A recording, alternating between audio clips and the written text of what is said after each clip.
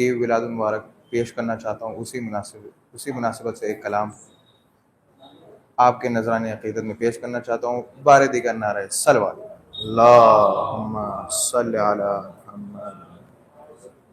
ماہ رجب کا یہ ماشاءاللہ پہلی شب ہے، تو اسی مناسبت سے ایک جیتی جاگتی صلوات پڑھ دیجیے۔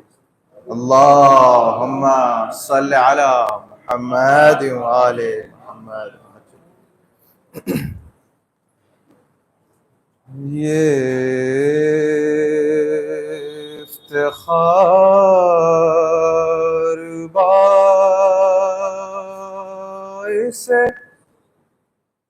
صد افتخار ہے،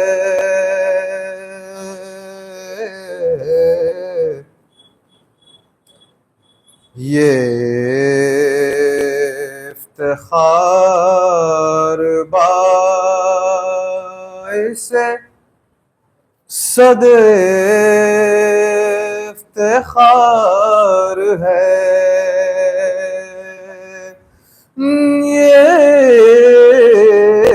افتخار باعث صد افتخار ہے،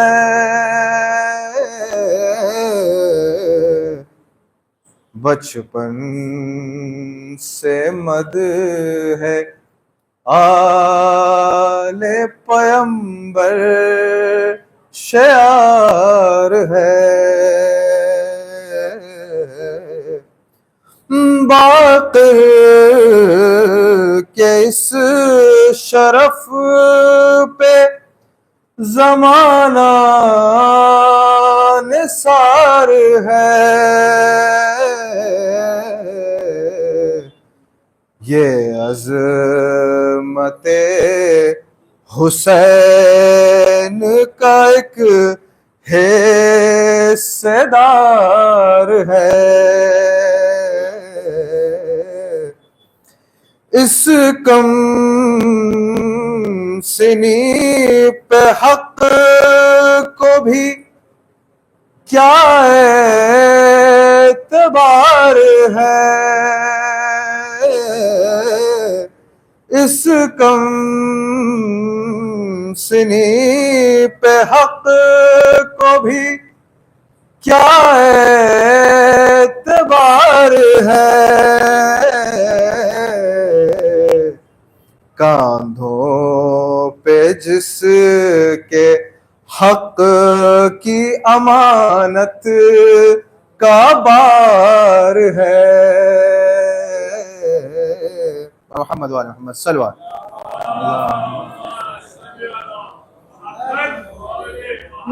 مالک نے اس کو نام پیمبر عطا کیا، مالک نے اس کو نام پیمبر عطا کیا، یہ مصطفیٰ کے نام کا بھی ورثہ دار ہے، یہ مصطفیٰ کا نام قبل از وجود جس کو پیمبر کرے سلام، قبل از وجود جس کو پیمبر کرے سلام، بے شک وہ دین حق کا کوئی ذمہ دار ہے، بے شک وہ دین کا اس سے کھلا ہے شان امامت کا مرتبہ، اس سے کھلا ہے شان امامت کا مرتبہ، جابر صحابی ہو کے بھی اس پر نثار ہے۔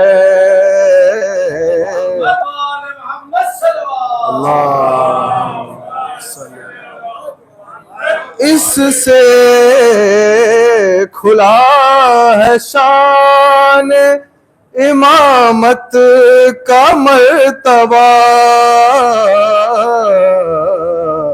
جابر صحابی ہو کے بھی، جابر صحابی ہو کے بھی اس پر نثار ہے۔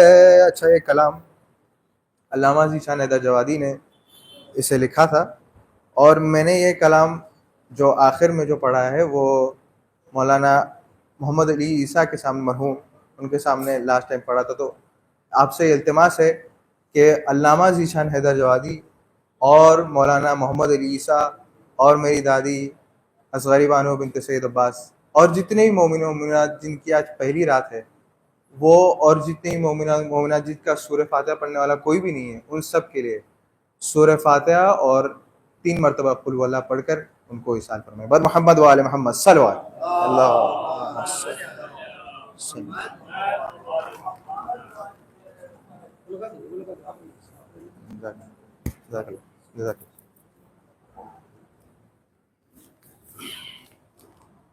خدائے آمد امام محمد باقر علیہ السلام، بلند تر صلوات۔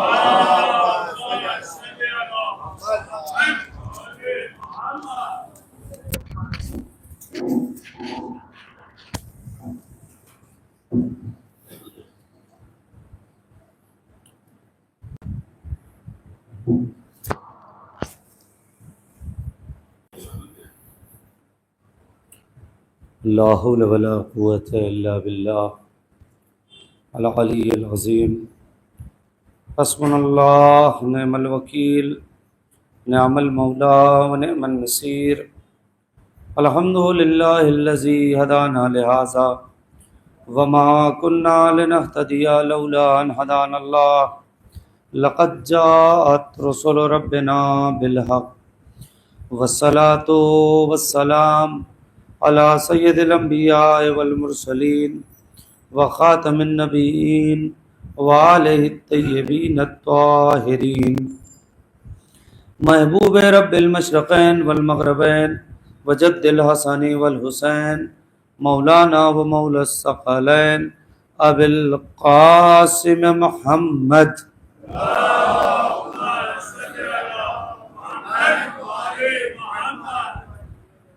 طیبین الطاہرین المعصومین المظلومین، ولعنۃ اللہ علی اعدائہم اجمعین من الآن الی قیام یوم رب۔ بسم اللہ الرحمن الرحیم۔ قال اللہ تبارک و تعالی فی القرآن المجید وقولہ الحق واصدق الصادقین۔ بسم اللہ الرحمن الرحیم۔ اقرأ باسم ربک الذی خلق۔ صلوات۔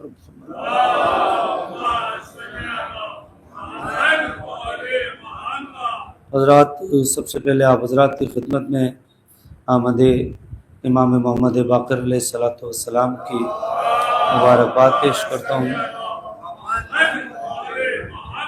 اور اسی کے ساتھ اس رجب کے مہینے کی مبارکباد پیش کرتا ہوں۔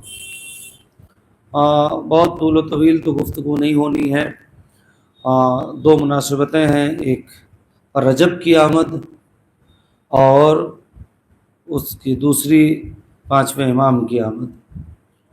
2 مناسبتیں ایک ساتھ ہیں، رجب کے بھی فضائل ہیں، بے پناہ فضیلت ہے۔ میں نے بالکل الگ آیت اس وقت منتخب کی آج کی اس تقریر میں، اس جشن میں، کہ پروردگار عالم نے سب سے پہلی آیت، سب سے پہلا کلام جو اپنے نبی سے کیا ہے وہ یہی کیا ہے کہ اقرأ باسم ربک الذی خلق۔ میرے حبیب پڑھو اس اللہ کے نام سے کہ جس نے تمہیں خلق کیا ہے۔ بس اب یہ آیت ذہن میں رکھیے گا، درمیان میں انشاءاللہ اس پر تھوڑی سی گفتگو کریں گے۔ اس وقت ہم رجب سے شروع کرتے ہیں، مل جل کے باواز بلند نعرہ صلوات۔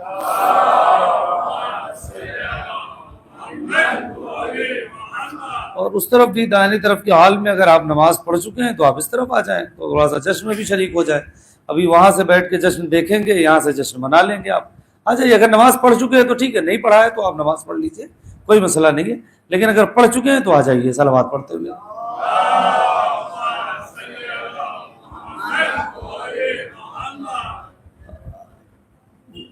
رجب کا مہینہ آ گیا، میں آپ کی خدمت میں عرض کر دوں کہ 4 مہینے ایسے ہیں کہ جس کو حرام مہینے کہا جاتا تھا، یعنی جس میں عرب جنگ بندی کر دیا کرتے تھے، یعنی اگر بہت پہلے سے جنگ چل رہی ہے، لڑائی چل رہی ہے، تو ادھر رجب کا چاند دیکھا، ادھر جھگڑا ختم۔ رجب، شعبان، رمضان، محرم، یہ وہ 4 مہینے ہیں کہ جن 4 مہینے میں عرب اپنی لڑائیاں ختم کر دیتے تھے، فساد ختم کر دیتے تھے۔ یہ ان کے فیملی کے لیے، عبادت کے لیے، ذریعہ معاش کے لیے، کام دھندے کے لیے، بزنس کے لیے، جو بھی آپ کہہ لیجئے، یا جو زخمی ہو گئے ہیں ان کے علاج کے لیے۔ بہرحال ادھر رجب کا مہینہ آیا، ادھر تلواریں نیاب میں چلی جاتی تھی۔ اب رجب میں کوئی لڑائی نہیں ہوگی، اب شعبان میں کوئی لڑائی نہیں ہوگی، اب رمضان میں کوئی لڑائی نہیں ہوگی، اور محرم میں کوئی لڑائی نہیں ہوگی۔ اسلام جب آیا تو اسلام نے آنے کے بعد بھی چونکہ یہ فعل اچھا تھا، یہ بات اچھی تھی، اسلام کو عربوں کی یہ بات پسند آئی، لہذا اسلام نے بھی اس قانون کو جاری رکھا کہ اسلام کسی بھی مذہب کا یا ملت کا دشمن نہیں بن کے آیا تھا۔ جہاں سے جو اچھی باتیں تھی وہ اسلام نے لے لی، جو باتیں بری تھی، انسانیت کے خلاف تھی، عبدیت کے خلاف تھی، بندگی کے خلاف تھی، اسے اسلام نے چھوڑ دیا، ریجیکٹ کر دیا۔ لیکن جو سلیقے کی باتیں تھی، پسندیدہ باتیں تھی، اسے اسلام نے لے لیا۔ تو یہ جو دور عرب میں جاہلیت کے زمانے میں یہ تھا کہ رجب کا چاند دیکھا، اب رجب، شعبان، رمضان اور در محرم، یہ 4 مہینے جو ہے لڑائی نہیں، جھگڑا نہیں، فساد نہیں، امن رہے گا، صلح رہے گی، کوئی بھی کسی کو مارے گا نہیں۔ اس مہینے میں مارنا کسی کو یا لڑائی جھگڑا کرنا گناہ سمجھا جاتا تھا۔ اسلام جب آیا تو اسلام نے دیکھا کہ یہ رسم اچھی رسم ہے، لہذا اسلام نے بھی اسے اپنا لیا، اور اسلام نے آنے کے بعد بھی اس قانون کو جاری رکھا کہ جیسے یہ قانون تھا اسی طریقے سے یہ قانون جاری رہے گا کہ رجب میں جنگیں نہیں ہوگی، شعبان میں جنگیں نہیں ہوں گی، رمضان میں جنگیں نہیں ہوں گی، اور محرم میں جنگ نہیں ہوگی۔ اب آپ ہو سکتا ہے کچھ ذہن پہنچ رہا ہو کہ کربلا میں تو جنگ ہو گئی، محرم میں آپ غور کر رہے ہیں۔ آپ دیکھیں کربلا، مسئلہ یہی ہے، میں آپ کی خدمت میں عرض کر دوں، موضوع نہیں ہے جو میں آپ کی خدمت میں اس وقت عرض کروں، ایک جملہ کہہ کے جاؤں گا کہ کربلا میں یزید لڑا ہے، امام حسین نے صرف دفاع کیا ہے۔ نہیں توجہ کر رہے ہیں، یہ پورا ایک موضوع ہے۔ امام حسین نے لڑائی نہیں کی ہے، دفاع کیا ہے۔ اگر حسین دفاع نہ کرتے اور لڑائی کرتے تو جناب عباس کو اجازت دیتے۔ نہیں آپ توجہ کر رہے، اجازت نہیں دینا اس بات کی دلیل تھی کہ حسین دفاع کر رہے تھے، لڑائی نہیں کر رہے تھے۔ وہ ایک الگ ٹاپک ہے، اس پر گفتگو نہیں کر رہا ہے، لیکن اصل مسئلہ ہے، اب ظاہر سی بات ہے، اب کوئی کسی کو مارے گا تو اسے تو اپنا دفاع کرنے کا حق ہے نا، یا کوئی کسی کو لوٹ لے، برباد کر دے، تباہ کر لے تو دفاع کا حق ہے۔ لیکن میں جو عرض کرنا چاہ رہا ہوں وہ یہ ہے کہ رجب میں لڑائیاں بند ہو جاتی تھی۔ میں بہت جلدی سے آؤں گا امام محمد باقر تک، لیکن ایک یہ 2 3 5 منٹ سن لیجئے کہ رجب میں لڑائیاں نہیں، شعبان میں لڑائیاں نہیں۔ یہ کب؟ دور جاہلیت میں اسلام نے اس قانون کو جاری رکھا۔ تو آج یہ قانون ہمارے درمیان میں جاری رہنا چاہیے یا نہیں؟ پھر ہم آپس میں رجب میں لڑائیاں، شعبان میں لڑائیاں، اور رمضان میں الا ماشاء اللہ، اور محرم میں اس سے زیادہ۔ مجلس کے لیے جھگڑا، افطاری کے لیے جھگڑا، سحری کے لیے جھگڑا، جلوس کے لیے جھگڑا، علم کے لیے جھگڑا. جن مہینوں میں اسلام نے لڑنے کو منع کیا ہے اسی مہینے میں ہماری سب سے زیادہ لڑائی ہوتی ہے اور اس کے بعد یہ مسلمان ہیں. جب کہ اب رجب آ گیا نا, اگر کسی سے من مٹاؤ بھی ہے تو سوچے کہ رجب کے مہینے کی برکت کی وجہ سے میں اس من مٹاؤ کو ختم کر کے میں گلے لگا لوں گا. یہ آ جائے کیوں بتائے؟ عبادت کا مہینہ ہے. روایت کہتی ہے کہ میدان قیامت میں آواز دے گی, ایک دیکھا ایک منادی, این الرجبیون, کہاں ہے رجب والے؟ وہ کون ہو گیا این الرجبیون؟ جنہوں نے صرف رجب کے مہینے کو پا لیا ہے یا رجب کے مہینے میں کچھ اعمال کیے ہیں, کوئی چیز حاصل کی ہے. میں روایت سنانا چاہتا ہوں پیغمبر اکرم حضرت محمد مصطفیٰ صلی اللہ علیہ وآلہ وسلم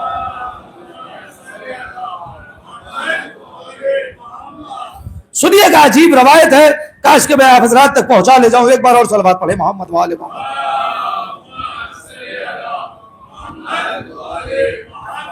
سنیے گا عجیب روایت. اس روایت کے بعد میں پانچویں باب تک خصوصیات امام محمد باقر میں جلدی سے پڑھ کے بات کو مکمل کروں گا, لیکن یہ بھی ضروری چیز ہے. سنیے گا, پیغمبر اکرم فرماتے ہیں, جو یہ ایک روایت ہے نا کہ این الرجبیون, کہاں ہے رجب والے؟ میدان محشر میں رجب والے بلائے جائیں گے اور انہیں بغیر حساب کے جنت میں ڈال دیا جائے گا. کیوں؟ اب پیغمبر فرماتے ہیں بسم اللہ الرحمن الرحیم, حدیث پیغمبر اکرم کی, ان اللہ تعالی نصب فی السماء السابعہ ملکن یقال له الدائی, اللہ نے 7ویں آسمان پر ایک ملک کو معین کر رکھا ہے. پیغمبر فرماتے ہیں اللہ نے 7ویں آسمان پر ایک ملک کو معین کر رکھا ہے, یقال له الدائی, جس کو دائی کہا جاتا ہے. جس ملک کا نام دائی ہے, یعنی دائی مطلب دعوت دینے والا, دائی یعنی آواز دینے والا, دائی یعنی پکارنے والا, دائی یعنی ندا دینے والا, آپ جو بھی سمجھ لیں. کیا ہے؟ اللہ نے 7ویں آسمان پر ایک ملک کو رکھا ہے, یقال له الدائی, جس کو دائی کہا جاتا ہے. اس کا کام کیا ہے؟ وہ کہہ رہا ہے طوبی للذاکرین طوبی للتابعین, جو لوگ اللہ کا ذکر کرتے ہیں ان کو جنت کی بشارت ہے رجب کے مہینے میں. طوبی للتائبین, اور جو لوگ توبہ کرتے ہیں, اللہ کی اطاعت کرتے ہیں, ان کو جنت کی بشارت ہے, مبارک ہو ان کو جنت کی. اس کے آگے کا جو لفظیں ہیں نا عزیزان گرامی, کاش کہ اس لفظ کو آپ محسوس کر سکیں تو انشاءاللہ یہ رجب آپ کی زندگی کا بہترین رجب ہو جائے گا. عبادت کا مہینہ ہے, بندے کو خدا سے قرب کا مہینہ ہے, قریب ہونے کا مہینہ ہے. سنیے گا عزیزان گرامی, عجیب حدیث قدسی میں آگے سنیے گا, حدیث قدسی میں طوبی للذاکرین کے بعد حدیث قدسی پیغمبر فرماتے ہیں اللہ حدیث قدسی میں کہتا ہے انا جلیس من جالسنی.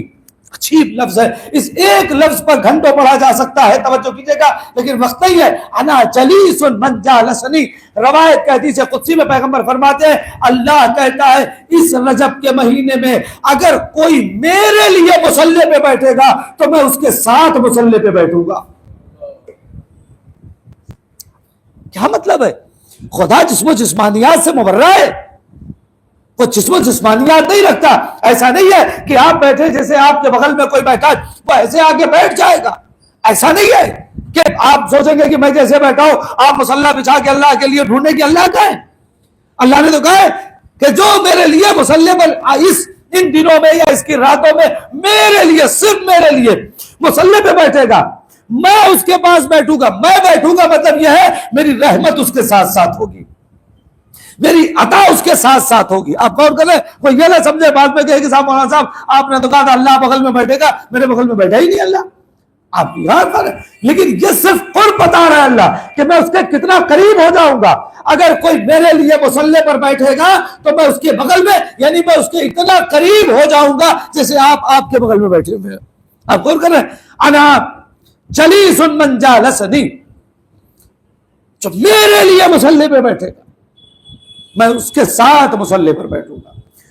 وَمُطِیعٌ مَنْ أَطَاعَنِی, اور جو میری اطاعت کرے گا. دیکھیں لفظ عربی بہت وسیع معنی رکھتا ہے, اردو میں ترجمہ نہیں ہوتا ہے, لہذا جو میری اطاعت کرے گا میں اس کی اطاعت کروں گا. اللہ میری اطاعت کرے گا نہیں, یہ امکانی صورت نہیں ہے، لیکن یہاں پر خود حدیث قدسی میں کہ جو میری اطاعت کرے گا، کیا مطلب ہے؟ یعنی اگر تم وہ کرو گے جو میں چاہتا ہوں تو پھر میں وہ کروں گا جو تم چاہتے ہو۔ اس کی کوئی دلیل ہے؟ توجہ کریں گے، تم جو میں چاہتا ہوں، اس کا مطلب اللہ یہ کہنا چاہتا ہے جو تم چاہتے، جو میں چاہتا ہوں اگر وہ تم کرو گے تو پھر جو تم چاہو گے وہ میں۔ اس کی کوئی دلیل ہے؟ کوئی دلیل ہے؟ یقین جانیے شیعہ مذہب کوئی ایسا مذہب نہیں ہے جس کے پاس کوئی دلیل نہ ہو۔ یہ جملہ اگر کسی غیر کے پاس لے جائیے اور یہ کہیے کہ اللہ یہ کہہ رہا ہے کہ تم ان چیزوں پر عمل کرو جسے میں چاہتا ہوں تو میں اس پر عمل کروں گا جسے تم چاہتے ہو، ہے کسی کے پاس کوئی دلیل؟ نہیں ہے۔ ہمارے پاس ایک دلیل ہے، یقین جانے امیر کائنات حضرت علی ابن ابی طالب علیہ الصلوۃ والسلام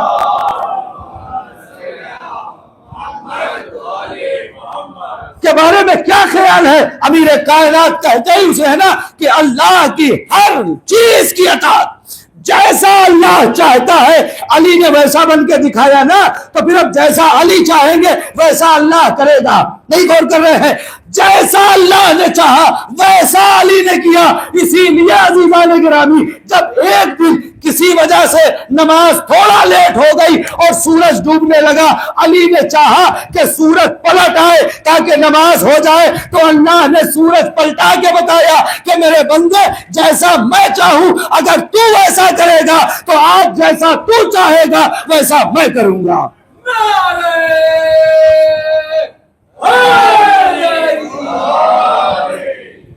وَمُطِيعٌ مَنْ أَطَاعَنِي، تم میری اطاعت کرو، پھر دیکھو تم جیسا چاہو گے میں ویسا کروں گا۔ وَغَافِرُ مَنِ اسْتَغْفَرَنِي، اور جو بھی مجھ سے اس مہینے میں بخشش طلب کرے گا میں اسے معاف کر دوں گا۔ جو معافی مانگے گا اس مہینے میں اسے معاف کر دوں گا۔ اس کے بعد اللہ کہتا ہے الشہر شہری والعبد عبدی والرحمت رحمتی، یہ مہینہ میرا مہینہ ہے، یہ بندہ میرا بندہ ہے اور یہ رحمت میری رحمت ہے۔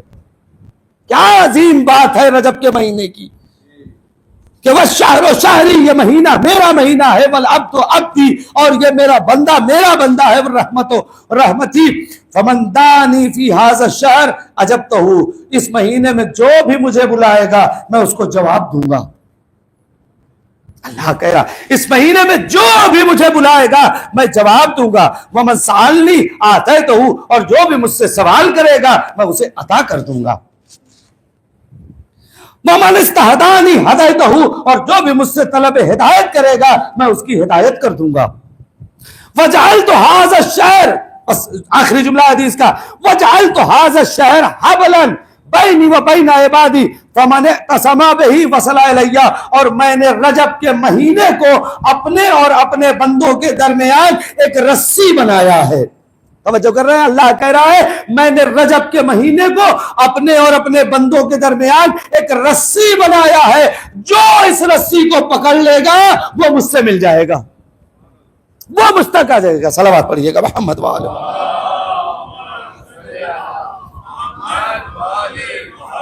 اور سنیں، میں نے رجب کے مہینے کو ایک رسی بنایا ہے، جو بھی اس رسی کو پکڑ لے گا وہ مجھ تک آ جائے گا۔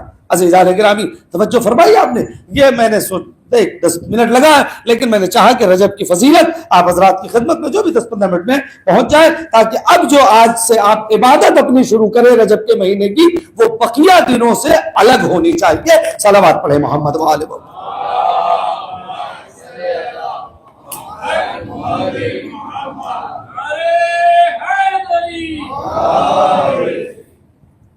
ایک بار اور صلوات پڑھیں۔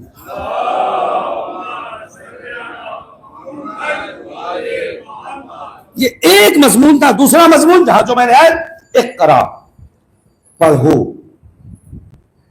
آج جس امام کی آمد ہے نا، ان کا نام ہے باقر۔ باقر کا مطلب بہت سے مطالب ہے، جو سب سے مشہور مطلب ہے وہ یہی کہ علم کے دانے کو شگافتہ کرنے والا، یعنی علم کی جڑوں تک پہنچنے والی شخصیت کو امام محمد باقر کہتے ہیں۔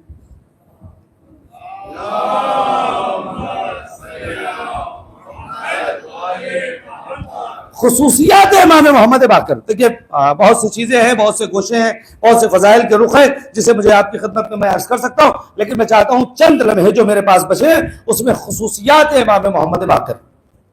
اس میں ایک یہی نام ہے، علم کو شکافتہ کرنے والا. سنیے گا ایک لفظ کہنے جا رہا ہوں. اس دنیا میں مسلمانوں میں جتنی فقہ ہے، کتنی فقہ ہے ٹوٹل؟ 5، 4 ادھر 1 ہمارے یہاں، جس کو آپ فقہ جعفری کہہ رہے ہیں، ہے نا. 5، ایک ہمارے یہاں فقہ یہ، اور بقیہ 4 ادھر. ان 5 فقہ کا ڈائریکٹ یا انڈائریکٹ واسطہ امام محمد باقر سے ہے. 5 فقہ کا ڈائریکٹ یا انڈائریکٹ پیغمبر اکرم سے لے کر چوتھے امام تک ایسے حالات نہیں تھے کہ علم کو نشر کیا جائے. 5ویں امام کے زمانے میں جب بنی امیہ زوال پذیر تھے تو امام نے جو سب سے بڑا کام کیا ہے وہ یہی کہ مکاتب شروع کیے، علم کو پھیلانا شروع کیا.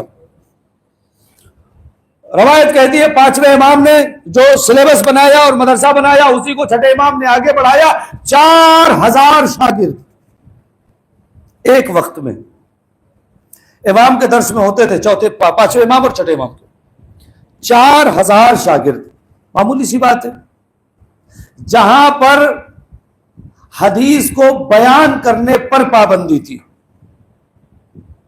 کیوں پابندی تھی؟ اس لیے کہ ایک نعرہ گونجا تھا حسبنا کتاب اللہ، ہمارے لیے کتاب خدا کافی ہے. اس نعرے کے بعد سے حدیث بیان کرنے پر پابندی تھی. سنیے گا، حدیث بیان کرنے پر پابندی تھی. عمر بن عبد العزیز کے دور میں جب حدیث 5 امام کا زمانہ تھا، جب اس نے اس پابندی کو ہٹایا تو روایت کہتی ہے 70,000 حدیثیں پیغمبر اکرم کی امام محمد باقر نے اپنے شاگردوں کو بتائی.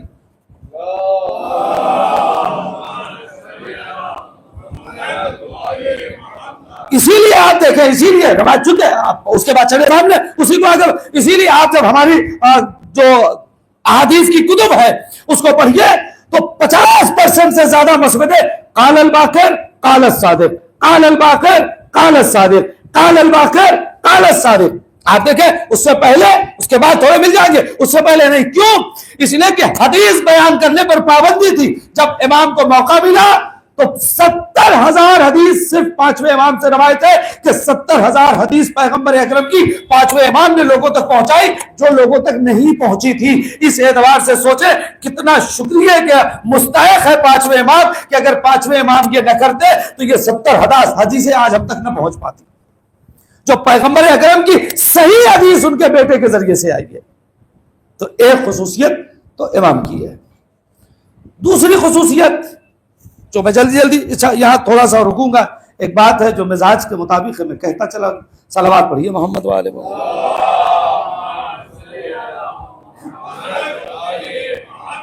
بات اقرا سے چلی ہے اور 5ویں امام نے سب سے بڑا جو تعلیم و تعلم کا انتظام کیا. آج امام کے شاگردوں کو دنیا یاد رکھ رہی ہے. میں ایک لفظ کہوں میری طرف سے، روایت نہیں ہے. ہمارے ایک بات کہی جاتی ہے کہ میدان محشر میں آپ سے سوال ہوگا. کس چیز کا سوال ہوگا پتہ ہے؟ آپ نے پیٹ بھر کے کھانا کھا لیا اور آپ کا پڑوسی بھوکا رہ گیا تو آپ سے سوال ہوگا کہ تمہارا پڑوس میں بھوکا تھا. رشتہ دار بھوکا ہے اور آپ نے پیٹ بھر کے کھانا کھا لیا تو بھی سوال ہوگا کہ تم نے اسے کھانا کھلایا کیوں نہیں؟ تمہاری روٹی میں اس کا حق تھا، تم نے کیوں نہیں دیا؟ تمہیں شرم نہیں آئی کہ تم پیٹ بھر کے کھانا کھاؤ اور پڑوسی بھوکا رہے، عزیز رشتہ دار بھوکے رہے، یا کسی ایک بھوکے کو تم جانتے ہو؟ سوال یہ بھی ہے، کسی ایک بھوکے کو تم جانتے ہو کہ فلاں شخص بھوکا ہے اور واقعاً بھوکا ہے، فرضی بھوکے کی بات نہیں کر رہا ہوں، واقعاً بھوکا ہے اور میں اس کو کھلانے کی طاقت رکھتا ہوں اور اس کے بعد بھی کھانا نہیں کھلاتا ہوں، میدان قیامت میں مجھ سے پوچھا جائے گا. سنا ہے نا آپ نے؟ اب میں ایک لفظ آگے بڑھ کے کروں. سب سے زیادہ 5ویں امام نے علم کا کام کیا ہے. کبھی آپ سوچئے گا امام کی خوشنودی کے لیے میں نے علم کے لیے کیا کیا. پانچویں امام نے اگر مجھ سے سوال کر لیا کہ امید اعظمی تم نے خود تو پڑھ لیا، اپنے بچے کو پڑھا لیا، لیکن پڑوس کا ایک بچہ تھا جو فیس نہ بھرنے کی وجہ سے اسکول چھوڑ دیا، اور تم فیس بھرنے کی طاقت رکھتے تھے، تمہارے نہ فیس بھرنے کی وجہ سے اس کی پڑھائی خراب ہو گئی، تو میں امام کو کیا جواب دوں گا؟ اس کا بھی سوال کریں گے امام کہ تم نے ایجوکیشن کے لیے کیا کیا، تم نے تعلیم کے لیے کیا؟ ٹھیک ہے تم نے پڑھ لیا، بہت اچھی بات ہے، تمہارے ابا نے تم کو پڑھا دیا، تم نے تھوڑی پڑھ لیا، ابا نہ پڑھاتے تم بھی نہ پڑھتے، ماں باپ نے تمہیں پڑھا دیا، تم نے اپنے بچوں کو پڑھا دیا اور تمہارے بچوں نے اپنے بچوں کو پڑھا دیا۔ کبھی تم نے سوچا کہ اللہ نے مجھے دیا ہے، لاؤ میں ایک غریب کی فیس بھی بھر دوں، تاکہ جب وہ قرآن جو اقرا سے شروع ہو رہا ہے، وہ پیغمبر جو انا مدینۃ العلم کا دعویٰ کر رہا ہے، وہ امیر کائنات جو باب شہر مدینۃ العلم ہے، اور وہ پانچویں امام جو باقر علم النبیین ہے، اگر انہوں نے سوال کر لیا تم نے علم کے لیے کیا کیا، تم نے ایجوکیشن کے لیے کیا کیا، تم نے پڑھائی کے لیے کیا کیا، اس علم کو آگے بڑھانے کے لیے تم نے کیا کیا، تو میرے پاس جواب کیا ہوگا؟ ہم کو سوچنا ہے، اپنے گھر میں بیٹھ کے سوچنا ہے۔ بات تھی تو میں نے کہا پانچویں امام کی خوشنودی کے لیے طے کریں، نہیں ہے تو کوئی بات نہیں، اہل بیت میرے جیب کو جانتے ہیں، اور مجھ سے زیادہ میرے جیب کو اہل بیت جانتے ہیں، مجھ سے زیادہ جانتے ہیں، میں کتنا کر سکتا ہوں وہ مجھ سے زیادہ جانتے ہیں، نہیں کر سکتا تو وہ پوچھیں گے بھی نہیں، پوچھیں گے تبھی جب میں کر سکتا تھا اور نہیں کیا۔ جب میری طرف سے کوتاہی ہوگی تو سوال ہوگا، اگر کوتاہی نہیں ہوگی تو سوال نہیں ہوگا۔ لہذا آج پانچویں امام کی ولادت باسعادت کے جشن میں بیٹھے ہیں، ارادہ کر کے اٹھیے کہ مولا اگر اتنا رزق دیا کہ میں کسی ایک بچے کی فیس بھر سکتا ہوں تو مولا آج سے وعدہ کرتا ہوں کہ میں ایجوکیشن میں جو کر سکتا ہوں، کچھ نہیں، کسی ایک یتیم کی، کسی ایک غریب کی، کسی ایک ضرورت مند کی جس کا نام اسکول سے کٹ رہا ہو اس لیے کہ اس کی فیس نہیں بھری ہے، میں بھر دوں گا، تاکہ میں محشر میں جواب دے سکوں کہ ایک بچے کی فیس تو میں نے بھر دی تھی، میں اتنا ہی کر سکتا تھا۔ صلوات پڑھے محمد والے۔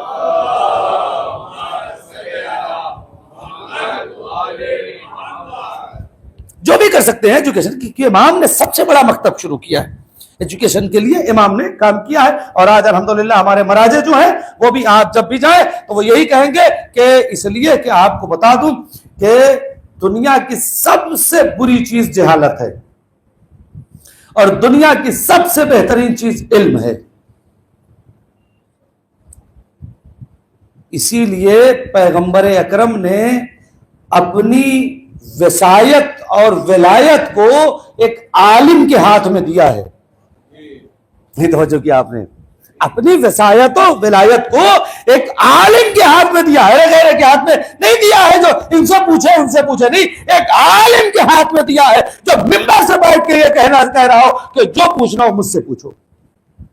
تو یہ ایک خصوصیت امام کے علم کی تھی۔ دوسری خصوصیت جو خصوصی ہے پانچویں امام سے مخصوص، وہ ہے پیغمبر اکرم کا سلام۔ جناب جابر کے ذریعے سے پیغمبر اکرم نے پانچویں امام کو سلام کہلوایا ہے۔ اب سمجھ میں آیا کہ ہمارے ائمہ رضی اللہ نہیں علیہ السلام کیوں ہیں۔ صلوات پڑھیے گا محمد و آل محمد۔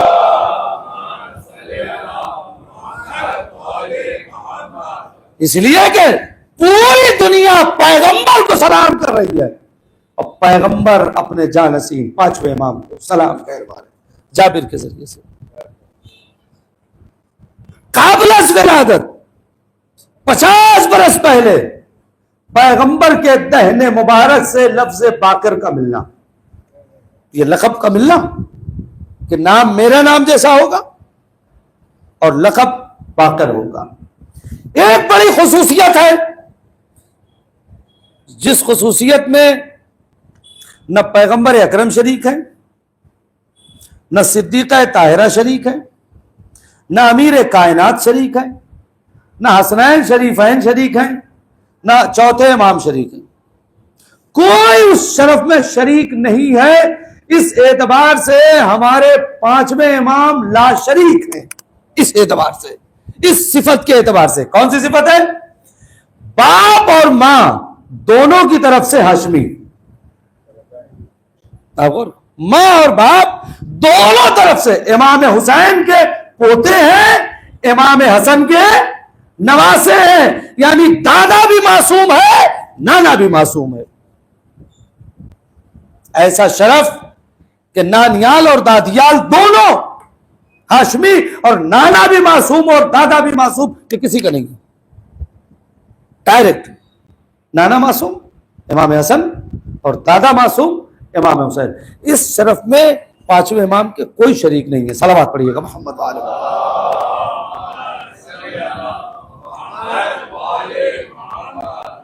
اور ایک مناظرہ ہے امام کا. سنیے, بات آگے سن لیجیے, بہت سی باتیں ہیں, میں کم وقت میں چاہوں گا پہنچائیں.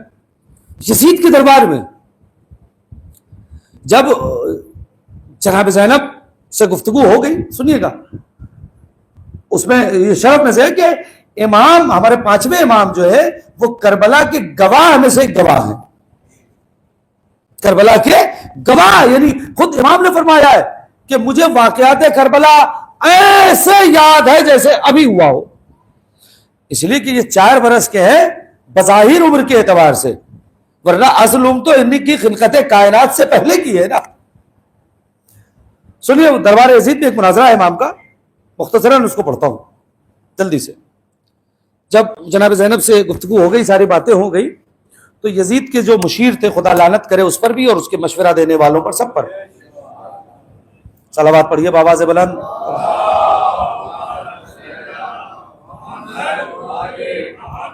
تو یزید نے اپنے مشیر سے, اپنے مشورہ دینے والوں سے پوچھا کہ بھی ان کا کرنا کیا ہے, جن کو قید کر کے لایا گیا ہے ان کا کرنا کیا ہے. آپ دیکھیں پانچویں امام کی عظمت یہاں سے کیسے واضح ہوگی. سنیے گا, وقت نہیں کہ میں تفصیل میں جاؤں. کسی نے پوچھا ان کا کرنا کیا ہے, جن کو قید کر کے لایا گیا ہے, یہ سارے قیدی ہیں. اب وہ اپنے آپس میں مشورہ کر رہا ہے, دربار بھرا ہوا ہے, اس کے سارے مشیر بیٹھے ہوئے ہیں. خدا مشیروں کے ساتھ ان سب پر لعنت کرے, اور آج جتنی ان کی اولاد اس وقت ہیں وہ سب پروردگار عالم ان سب کو نیست و نابود کرے, اور شام میں جناب زینب سلام اللہ علیہ کے روزے کی حفاظت کرے. تو ان سب نے مشورہ دیا ایک ساتھ, سب نے ایک ساتھ مشورہ دیا کہ ان کو قتل کر دیا جائے. مرد تو مارے جا چکے ہیں, چند بچے ہیں, چند خواتین ہیں, ایک بیمار ہے, ان کو بھی قتل کر کے یزید سب کہانی ختم کر دیں. پانچویں امام کا جملہ سنیں. دیکھیں صاحب, آپ بہت آسانی سے سن لیتے ہیں, اور ٹھیک ہے آپ سن لیجئے گا, میں یہ تو نہیں کہوں گا کہ داد دیجئے گا, بہت بولیے گا, لیکن جہاں لگے کہ یہاں پر امام کی فضیلت دل میں اتری ہے تو چہرے سے تو لگنا چاہیے کہ بات پہنچی ہے. ہاتھ نہ اٹھائیے گا, چہرے سے لگنا چاہیے, اس لیے کہ یہ جشن ہے آمد ہے امام کی, لہذا مسکراتے رہیے, خوش مناتے رہیے, اور امام کی بات آ جائے تو ذرا سا ہنس لیجیے گا, مسکرا دیجیے گا, تاکہ لگے کہ مجلس نہیں تھی, جشن تھا. صلوات پڑھیے محمد والے. ہاں, غم اور خوشی. اب آپ دیکھیں مرجھائے ہوئے چہرے کے ساتھ اگر کسی کے برتھ ڈے پارٹی میں چلے جائیں آپ, یہ تو برتھ ڈے پارٹی تو بہت چھوٹی سی چیز ہے, آپ سچ بتائیں کسی کے یہاں برتھ ڈے پارٹی ہو, اس کے بچے کی یا کسی کی, اور آپ مرجھائے ہوئے چہرے کے ساتھ ایک طرف منہ لٹکائے بیٹھے ہوئے, وہ کہے کہ بھائی صاحب نہ آتے تو ٹھیک تھا, کیوں ہماری خوشی میں آپ تشریف لے آئے. امام اور جناب زہرا کے گھر کی خوشی ہے, امیر کائنات کے گھر کی خوشی ہے, امام زمانہ کو مبارکباد دینا ہے. ذرا سا آمادہ رہ کے سنیے گا. یا صلوات پڑھیں, بابا سے بلند صلوات.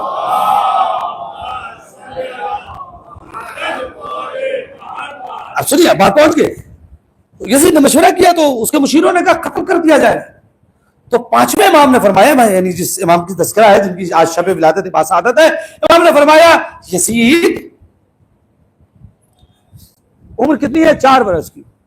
یزید, اب پورا مجمع جو ہے دربار ہے, ایک 4 برس کا بچہ یزید کہہ رہا ہے, کیا بات ہے بھائی. تو یزید بھی متوجہ ہو گیا, اچھا پورا دربار متوجہ ہو گیا. یہ بچہ ابھی یہ محفل ہے ماشاءاللہ سے, کوئی 4-5 برس کا بچہ کھڑا ہو کر مولانا صاحب کچھ کہنا چاہے تو لوگ متوجہ ہوں گے نہیں ہوں گے. 4 برس کا بچہ کھڑے ہو گئے, یا 3.5 برس, جو بھی 3.5-4 برس کی, سن 57 کی ہے مولا کی ولادت, تو سن 57 سے 3.5-4 جو بھی عمر بنتی ہو, بہرحال چوتھے 5ویں امام کھڑے ہو گئے, چھوٹے سے بھائی 3.5-4 برس کے. یزید, اب یزید بھی متوجہ, مشیر بھی متوجہ. یقین جانیے یہ جملہ 4 برس کی عمر میں سوائے خطیب نہج البلاغہ کا بیٹا کا کوئی دوسرا نہیں کہہ سکتا جو جملہ کہنے جا رہا ہوں. خطیب نہج البلاغہ یا اور آگے جس کے منہ میں محمد کی زبان اور جس کے سینے میں علی کا دل ہوگا وہ یہ جملہ کہے گا. میں آمادہ کرنا چاہتا ہوں اس جملے کے لیے. جس کے منہ میں جملہ سنیے گا, جس کے منہ میں محمد کی زبان ہو اور سینے میں علی کا دل ہو وہ یہ جملہ کہے گا. کہا یزید, اب متوجہ کہ تیرے درباری تو فرعون کے درباری سے بھی برے نکلے. نہیں آپ متوجہ نہیں ہوئے, تیرے درباری تیرے مشیر تو فرعون کے مشیر سے بھی برے نکلے. یہ کون کہہ رہا ہے؟ یہ علی کے گھرانے کا بچہ ہی کہہ سکتا تھا کہ تیرے درباری فرعون کے در. یزید نے کہا کیا مطلب؟ کہا جب جناب موسیٰ فرعون کے دربار میں آئے اور فرعون نے یہ کہا اپنے مشیروں سے کہ کیا کرنا چاہیے, جیسے تو ابھی کہہ رہا ہے کیا کرنا چاہیے, امام نے بتایا وقت کا فرعون کون ہے اور وقت کا موسیٰ کون ہے. وہاں فرعون نے کہا تھا کیا کرنا چاہیے, یا یزید کہہ رہا ہے کیا کرنا چاہیے. یزید کے مشیر کہہ رہے قتل کر دینا چاہیے. فرعون کے مشیر نے, امام نے فرمایا جب فرعون نے پوچھا تھا موسیٰ کے بارے میں کہ کیا کرنا چاہیے تو موسیٰ فرعون کے مشیروں نے کہا تھا کہ اسے کچھ وقت دینا چاہیے. روایت کا جملہ ہے, میں کیا کروں, وقت دینا چاہیے. نہیں آتا جو کر رہے, وقت دینا چاہیے. عمر کتنی ہے؟ 3.5 یا 4 برس. واقعات ذہن میں موسیٰ کے زمانے کے ہیں, نہیں توجہ کر رہے. اب 2 میں سے ایک بات ہے, یا تو ان کے ہاں بچپن سے انبیاء کے واقعات پڑھا دیے جاتے ہیں, نہیں توجہ کر رہے, یا تو پھر یہ ہے ہی وہ کہ موسیٰ کے زمانے میں ہو کیا رہا تھا یہ اپنی زمانے غیب سے دیکھ رہے تھے. صلوات پڑھیں محمد و آل محمد.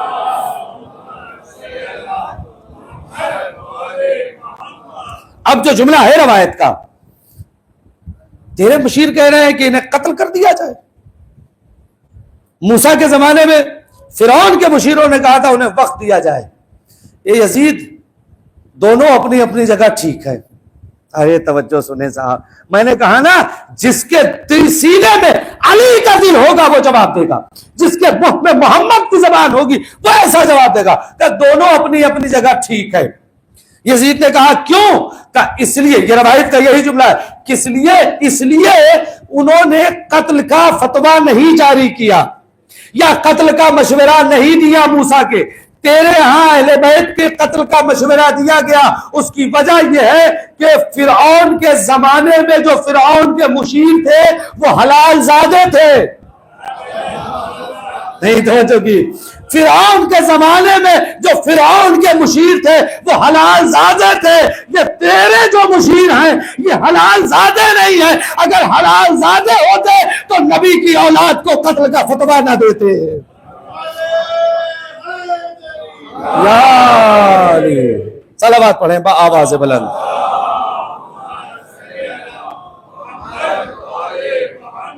وآخر دعوانا ان الحمد للہ رب العالمین.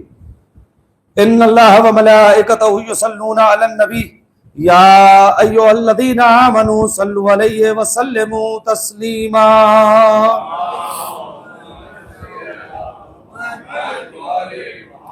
پروردگار تجھے واسطہ محمد والے محمد کے حق کا, تجھے آج کے اس مولود کا واسطہ. پروردگار جتنے مومنین بھی اس وقت دست دعا بلند کیے ہوئے ہیں پروردگار ان کی تمام حاجات کو پوری فرما. پروردگار ہم سب کی گناہوں کو معاف فرما, ہمارے والدین کی گناہوں کو معاف فرما. جن کے والدین باحیات صحت و تندرستی عنایت فرما, جن کے والدین اس دنیا سے جا چکے ہیں ان کی مغفرت فرما. پروردگار تجھے واسطہ محمد والے محمد کے حق کا جہاں جہاں بھی شیعان علی اور محبان علی ہیں ان کی جان مال عزت آبرو کی حفاظت فرما. پروردگار دشمنان اسلام اور دشمنان تشیع کو نیست و نابود فرما. مزار مقدسہ کی حفاظت فرما. دنیا میں جہاں کہیں بھی مظلوم مظلومین ہیں ان کی حفاظت فرما، دنیا میں جہاں کہیں بھی ظالمین ہیں انہیں نیست و نابود فرما۔ پروردگار اس مہینے کی برکتوں کو حاصل کرنے کی توفیق عنایت فرما۔ پروردگار ہمیں اپنے بھائیوں کو معاف کرنے کی توفیق عنایت فرما۔ پروردگار تجھے واسطہ محمد والے محمد کے حق کا مالک ہمیں ویسا بنا دے جیسا ہمارا امام چاہتا ہے۔ پروردگار تجھے واسطہ محمد والے محمد کے حق کا جو لوگ بیمار ہیں انہیں شفاء کاملہ واجلہ عنایت فرما، جو لوگ بے روزگار ہیں انہیں روزی عنایت فرما، جو لوگ برسر روزگار ان کی روزی میں ترقی عنایت فرما۔ پروردگار تجھے واسطہ محمد والے محمد کے حق کا تمام مومنین جو یہاں موجود ہیں انہیں تمام دنیاوی اخروی اور زمینی اور آسمانی آفات سے محفوظ فرما۔ پروردگار امام کے ظہور میں تعاجیل فرما، ہمیں ان کے خاص اور مخلص غلاموں میں شمار فرما۔ اور ربنا تقبل منا انک انت السمیع العلیم، ان اللہ وملائکتہ یصلون علی النبی یا ایھا الذین آمنوا صلوا علیہ وسلموا تسلیما۔